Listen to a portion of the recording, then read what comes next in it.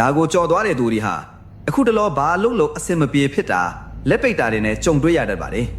ဗုဒ္ဓဘာသာဝင်တယောက်ဖြစ်ပါလေရဲ့နဲ့ဖျားပုံတော်ကိုမြင်တာတော့ရှဲဖို့စေတနာမပါဘူးဆိုရင်တင်းရဲ့ကန်စာတာဟာအမှန်အတိကျသွားပါလိမ့်မယ်